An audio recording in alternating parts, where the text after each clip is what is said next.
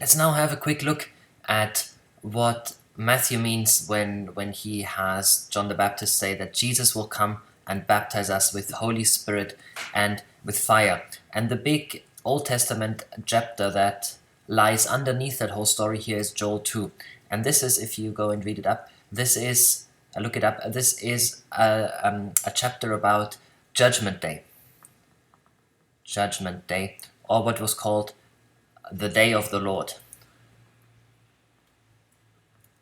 And some of the imagery that we find in John's speech here, the fire and so on, is something we also find in Joel chapter 2. And then we find that amazing promise that at the end of times, God will come and he will pour out his spirit on his people, and then the sons and daughters will prophesy, and old men will have dreams, and young men will have visions.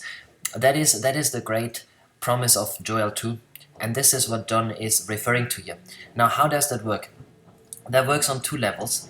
The first one is a more global perspective, and that's something that John Dominic Krause has put very nicely, I think. He said, if you have a good God plus an evil world, you automatically need a judgment day. Judgment Day. The theological word for that is eschatology, or eschaton. And basically it means a day of sorting out. That will be the great day of sorting things out when God comes and he deals with the evil world and he sorts things out. So that is sort of the more global perspective, but then there is also a more Israel-focused perspective, and that is that the God of Israel, Yahweh, has left them. So God has left. Remember that tremendous vision in Ezekiel that the prophet had of the throne chariot taking off and leaving the temple, and now his people are in distress. People are distressed, and that necessarily leads to Yahweh returning. So those are the two big layers of the day of the Lord, of Judgment Day. Good God plus evil world results automatically in some sort of sorting out, and God leaving his people and his people being distressed and calling out for them causes God to return. Now that is what's going on here underneath what John the Baptist is saying.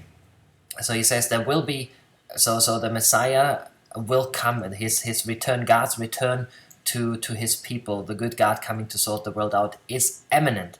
He says, even now the axe is lying at the root of the trees. So it is almost there, it is happening. The person who's coming after me is going to perform that action.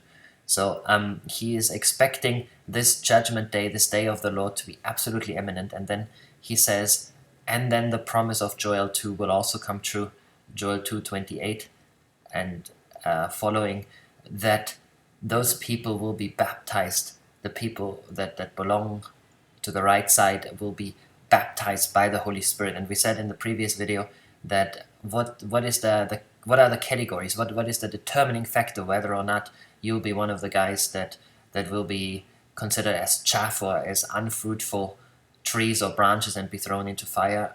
And what is the determining category for you will be one of the people who will be made into something useful and be filled with the Holy Spirit? And we said the determining thing here, the determining factor, is the Messiah himself, that he himself will redefine his people around him. So it's no longer a matter of who your ancestor is, it is no longer a matter of the holiness level that you attain through your own actions. It is simply a matter of whether or not you belong to the one who is able to baptize you in either Holy Spirit or fire.